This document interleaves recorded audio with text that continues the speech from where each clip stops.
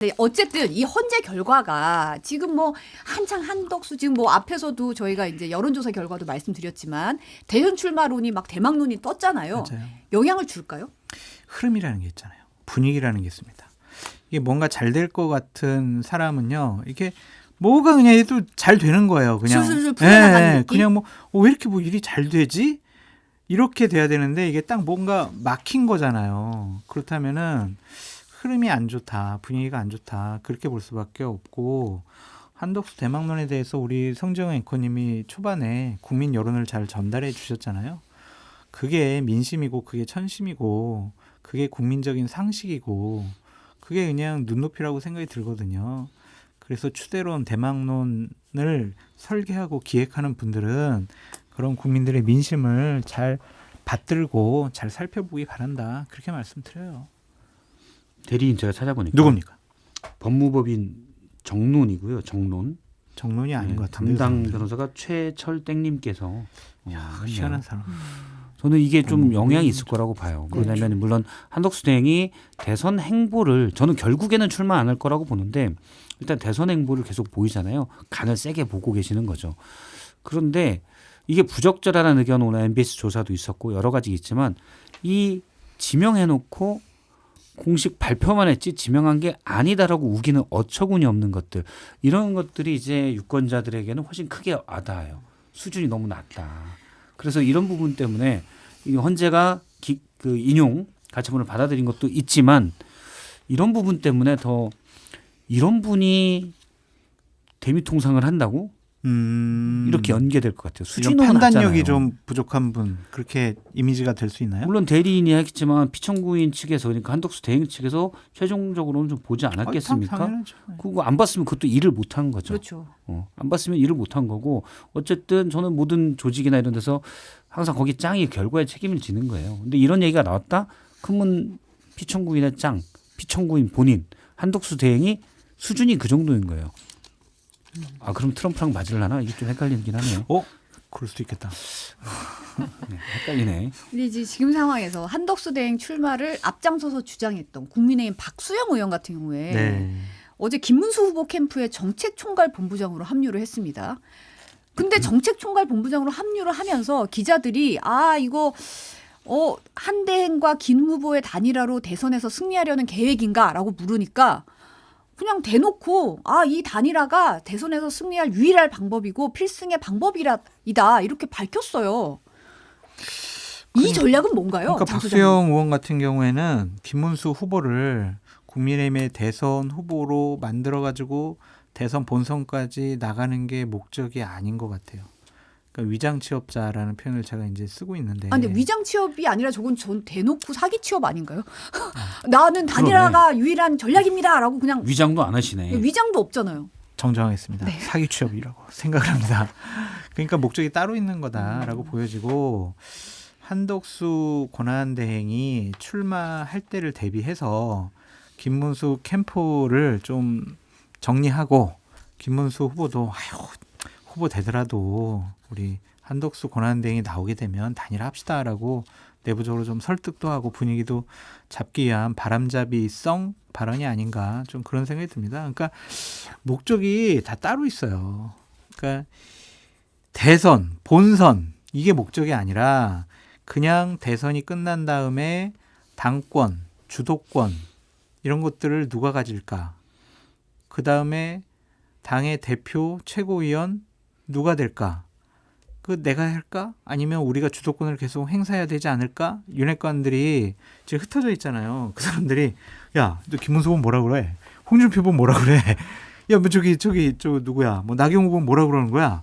자기네들끼리 밤에 합을 맞춰보는 것이 아닌가? 좀 그런 생각이 들어요. 그래서 이 사람들이 대선을 이기겠다라는 생각보다는 대선 이후에 당권을 계속 잡고 유지하겠다라는 강한 의지의 표현을 이런 식으로 표현하는 것이 아닌가. 장 소장님은 출마론 한덕수 대행의 출마론에 대해서 설계자가 있다 이런 얘기 하셨잖아요. 설계자가 있죠. 좀 실체가 더 나오나요? 어때요? 제가 오늘 이 방송 끝나고 참 죄송한데요. 방송 끝나고 한 3시경에 그거를 좀 알려주겠다라고 하는 파악을 하고 있는 분하고 만나기로 했거든요. 그래서 전화로 얘기해라. 나 지금 뉴스 바사삭 가서 얘기해야 된다. 그렇게 얘기했더니 이거는 쭉 스토리를 그림을 그려가면서 만나서 얘기를 해줘야 되겠다라고 하더라고요. 그래가지고 죄송합니다. 제가 지금 만나고 다른 방송에서 얘기하신다고 좀 예고하시는 거예요? 참 어떡하죠? MBC에서 얘기했어요. 네, 알겠습니다. MBC에서는 하는 걸로. 네. 좀 이따가 SBS 있잖아요. 그거는 건너뛰고 그럼 MBC에서 뉴스하이킥에서 네, 제가 알겠습니다. 얘기하겠습니다. 네. 제가 권순표 국장님께 꼭 말씀드리겠습니다. 네. 네. 이거는 코미디 2예요. 아, 코미디 2다. 네. 예를 들어서 단일화 협상을 한다. 물론 외연을 넓혀서 서로 간의 지지층들을 합쳐서 한 명에게 같이 양자 대결을 꾀한다. 이게 단일화 협상이잖아요. 네.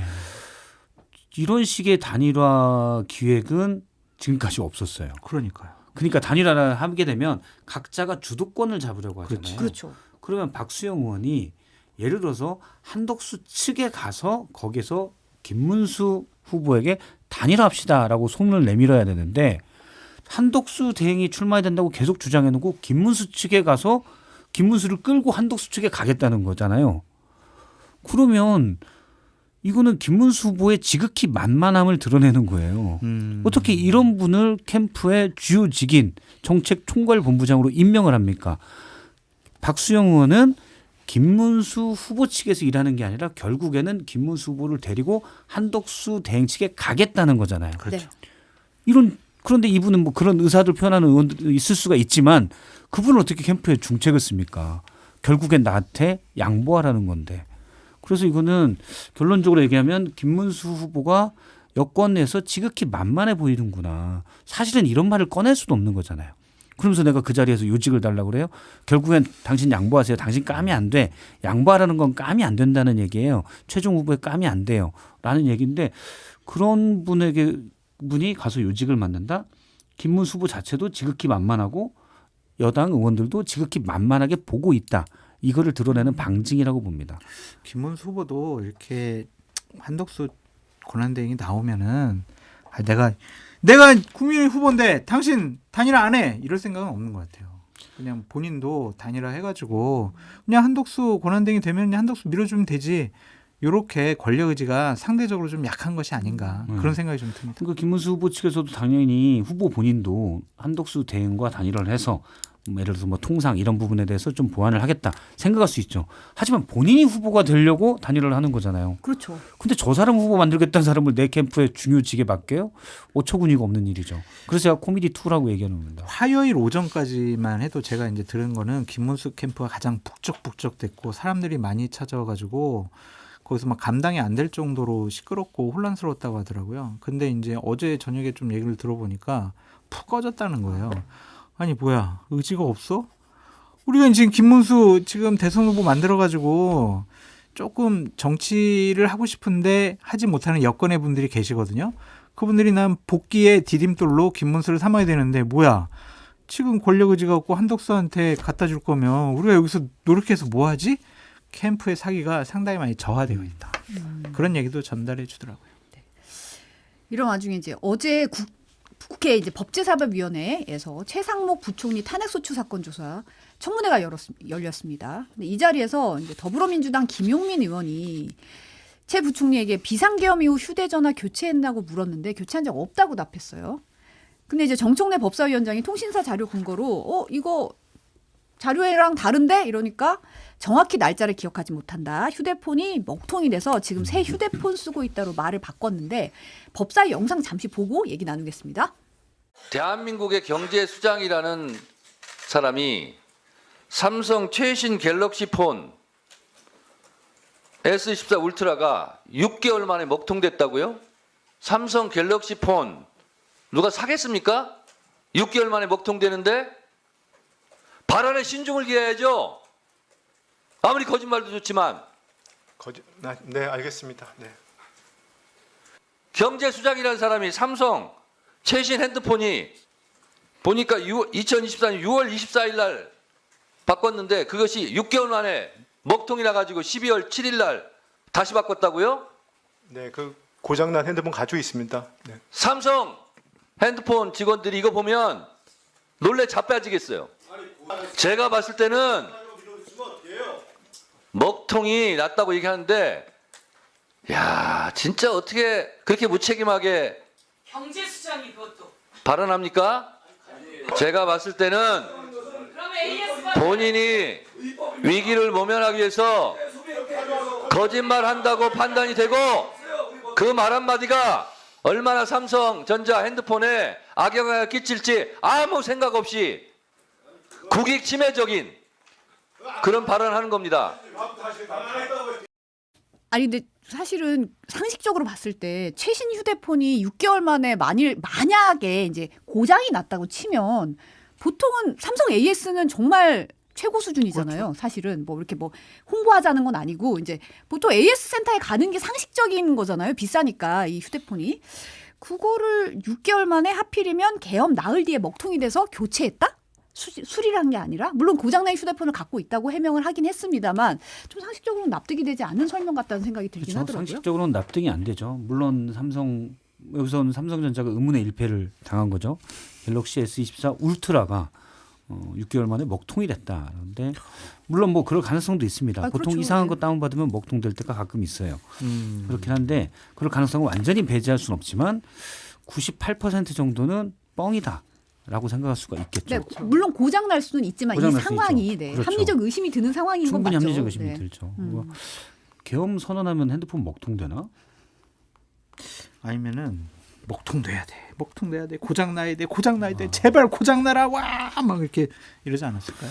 고장 나야만 해. 어쨌든 이런 생각. 그런데 특히 핸드폰 교체 사실이 없다고 처음에 네. 대답을 했었잖아요. 우리가 다 알지만 S24 울트라랑 좀 Z 폴더로 바꿨는데 폴드로 형태가 완전 달라요. 바꾼지 본인이 알 거 아닙니까? 근데 교체한 적이 없다고 하는 거는 그것도 불과 넉 달 전 일인데 교체한 적 없다고 얘기하는 거는 물론 최장목 대행은 부총리는 대답에 계엄 이후에 바꾼 적이 그 부분이 헷갈렸다라고 얘기하는 거 하지만 상식적으로 납득이 안 되죠. 숨기려고 했다고 봐야 될 것 같아요. 그러니까 그걸로 몰리니까 거짓말한 걸 수도 되니까 폰 가지고 있습니다. 계속 이렇게 주장하지만 사실은 거짓말을 하고 숨기려고 했다는 의도는 명확한 것 같습니다. 창피하다라고 말씀드리고 오늘 아침에 삼성전자 주가가 1.28% 떨어졌다가 지금은 0.5% 올랐는데 참 삼성 주주들도 대단히 좀 화가 나지 않겠느냐 그런 생각도 좀 듭니다. 아 이거 너무해 진짜 아무리 생각해도. 이럴 수가 사실은 있지. 이제 해명을 제대로 하려면 네. 제가 무슨 일이 있어서 이거 교체를 그럼요. 했는데 가지고 있습니다. 가지고 있습니다. 이렇게 얘기했으면 깔끔한 거를 네, 그렇죠. 안 했다고 했다가 이런 식으로 해명하니까 이거는 뭔가 있는 것 같다라는 그렇죠. 의심이 드는 것도 그렇죠. 사실인 것 맞습니다. 같아요. 예. 네. 명확한 부분이 지금 보이고요. 그다음에 경찰이 어제 저는 이 부분도 정말 대통령실과 한남동 공간에 대해서 6번째 압수수색 시도했는데 경호처의 제지로 또다시 무산이 됐습니다. 지금 김성훈 경호처 차장은 이제 연판장 사태 때문에 사의 표명한 걸로 알려졌는데 어쨌든 그거와 상관없이 그 전에 뭐 경호상 군사상의 기밀을 이유로 또다시 무산이 된 거예요. 근데 대통령은 파면돼서 지금 없잖아요. 형사재판 받고 있잖아요. 사저에 나가서. 도대체 이게 법적으로 압수수색 영장을 발부받아서 들어갔는데 무슨 근거로 막는 건지 이 행태가 이해가 되지 않습니다. 그렇죠. 뭐 기밀상이 있다. 형사소송법상 그러면 기관장이 승인을 받아야 되니까 그걸 계속 얘기하는 것 같은데 일단 본인이 사의를 표명했는데 그럼 빨리 그냥 그만두지. 이달 말까지는 또 단임되잖아요. 그 여러 가지 물론 뭐 정리할 일도 있겠지만 혹시 비화풍 관련돼서 또는 본인의 잘못을 숨기려는 시간이 필요한 것인가. 그래서 저희 계속 누차 여러 번 반복해서 얘기했지만 계엄이라는 비상식적이고 끔찍한 일이 벌어졌는데 여기에 대한 수습이 제대로 안 되고 있다. 네, 이 부분 검찰이 또 압수수색 영장을 3번이나 초반에 반려해가지고 잘 이루어지지 않았잖아요. 뒤에 나중에는 압수수색 영장이 나왔지만 법원에 출석하지도 않고 검사가 그러니까 의지가 없는 거죠. 근데 지금 경호처 김성훈 차장의 모습도 그렇고 이거 사실은 해결책은 간단해요. 한덕수 대행이 지시하면 됩니다. 본인이 비상계엄이 있었던 국무 형식을 띤 간담회에 대해서 국무회의가 제대로 이루어지지 않았다라고 얘기했었잖아요. 그리고 계엄을 막으려고 했는데 안 됐다라고까지 얘기했잖아요. 그러면 이 전모를 밝히고 하는 데는 협조를 해야죠. 이전에 최상목 대행 때도 그랬고 한덕수 대행도 그러면 경호처 김성훈 차장에게 지시하면 됩니다. 이거 비아폰 서버 제출하기 다 하고 제대로 해라. 우리가 이거를 전모를 밝히는 건 역사의 책임이다. 당연한 거거든요. 그걸 안 해요. 일단 김성훈은 그렇다 치고 그분은 이제 제쳐두고 워낙 충성하다가 여사의 김건희에게 충성했던 분이니까 그렇다 치고 근데 공직에 있는 주요직에 있는 분들도 여전히 안 하고 있다. 문제인 것 같아요. 지금 사실 검찰이 삼청동 안가 CCTV 확보 영장은 또 반려했더라고요. 경찰이 신청한 거를 참 구석구석 그러니까요. 구석구석. 결국에는 이제 새로운 정권이 들어와서 본인들이 좀 먼저 살펴보고 제출할 거 제출하고 또 압수수색에 응할 거 있으면 응하고 그런 수밖에 없을 것 같은데 이미 이 정도면은 이미 다 증거 인멸할 거는 다 인멸했다. 중요 증거 자료들은 찾을 수가 없을 거다. 뭐 그런 생각도 들고 또 이런 일이 있으면은 보통 누군가는 또 이렇게 복사를 하거나 또 핵심 증거들을 좀 갖고 있거나 그럴 수도 있거든요. 그래서 앞으로 한 50여일 대선 남았는데 이런 일은 계속 반복될 것 같아요. 그래서 대선 이후에나 사실관계가 좀 밝혀지지 않겠느냐라는 생각이 듭니다. 근데 이 와중에 이제 경향신문의 단독 보도가 지금 눈길을 끌고 있는데 파면 이후에 윤석열 전 대통령이 관저에 머무른 일주일 동안 228톤이 넘는 물이 사용한 것으로 드러났습니다. 일반적인 2인 가구 사용량의 70배가 넘는 양인데요. 아니 도대체 230톤 정도 되는 물을 이 엄청난 양에 되는 물을 도대체 어디에 사용한 건지 지금 설왕설래가 오가고 있는데 어떻게 보세요? 반신욕한 것이. 반신욕을요? 편백나무 욕조 있다고 뭐 몇천만 원짜리. 2천만 원짜리. 네. 거기다가 뭐 설치하고 그러면 몇천만 원이 더 들지 모른다 그러잖아요. 거기서 썼겠죠. 그거 아니면 이거 뭐 다 마셨겠어요. 아니 근데 이거 뭐 228톤 물고기도 아니고. 둘이 마시기 쉽지 않아요. 물고기도 아니고 뭐 이러 어떻게 하겠어요. 그냥 목욕하고 샤워하고 뭐 계속 편백나무 욕조 그냥 오전에 한번 틀어가지고 하고 또 버리고 또 채워놓고 뭐 그거밖에 없지 않을까요? 아니 근데 228톤이면 이제 보통 펜션에 있는 수영장을 가득 채우면 50톤 정도라고 하더라고요. 그럼 이거를 4번 채우고도 남는데 아무리 그 편백나무 욕조가 일반 욕조보다 2배 정도 되는 사이즈라고 해도 이렇게 계속 물을 바꾸기가 누수가 되나 어디 그러면? 일단 편백나무 욕조도 상당 부분 썼을 것 같고 그렇지. 일단 아크로비스타는 그게 없겠지요 공간상. 그래서 뭐 가서 일단 반신욕이나 실컷 해야겠다 있고 손님이 많이 왔잖아요. 네. 손님한테 전환길 씨도 가고 물이나 마셔라 말이야. 손님이 오면 식기가 들어가요. 식기가 들어가고 설거지도 많이 해야 되고 물 사용량이 많이 뭐 그리고 편백나무 욕조를 같이 썼을 수도 있고 반신욕이나 하고 갑시다. 네. 같이요? 아니 뭐 할 수 있죠. 예. 네. 네. 어쨌든 저는 손님들이 와서 물 사용량이 많이 늘었지 않겠나라고 생각을 합니다. 근데 좀 이해할 수는 없어요. 저 물을 다 마셨을 리는 없고. 근데 사실 이 7일 동안 쓴 수도 요금이 74만 6,240원으로 집계가 됐습니다. 그럼 이 요금 세금으로 낸다는 얘기인가요? 그러니까 파면 이후에 파면된 공직자가 관저에서 행사를 벌이고 그리고 물을 저렇게 많이 쓰고 그 돈을 국민 세금으로 낸다. 그러니까 관저 자체가 뭐 국유 재산이기 때문에 다 국민의 세금으로 냈다라고 볼 수밖에 없죠. 뭐 윤석열 전 대통령 부부가 자 우리가 파면당한 이후에 물값, 밥값, 뭐 전기세 이런 건 우리가 사비로 낼게. 그럴 분들은 좀 아닌 것 같다라는 좀 생각이 들고요. 참 뭐 이렇게까지 해야 되나 좀 그런 생각이 들어요. 그냥 하루나 이틀 정도 뭐 이삿짐 정리하고 넘어갔으면 됐을 텐데 그걸 한 8일 동안 있었던 거 아니에요. 참 그런 게 염치나 도리가 끝까지 없었구나 그런 한심한 생각이 듭니다. 저도 뭐 비슷한 생각입니다. 하루 이틀 정도 있었다면 그냥 파면돼서 임기는 끝났지만 시간상 이사하는 데 걸리는 시간 이런 것들 때문에 그럴 수 있다. 양해를 할 수 있다고 봐요. 뭐 그렇게 칼같이 끝났으니까 바로 나가. 그건 또 아니니까 준비도 안 됐을 수가 있고 물론 윤석열 전 대통령이 한 짓을 생각하면 끔찍하고 바로 내쫓고 싶지만 그런데 일주일이나 있었잖아요. 그러면서 물을 저렇게 썼어요.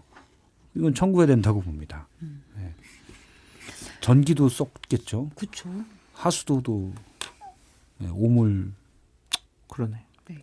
지금 한국전력에서는 이제 전기 사용량 금액은 공공기관 정보 공개에 대한 법률에 따라서 제출이 어렵다고 지금 말한 상태라고 지금 알려져 있는 상황이고요.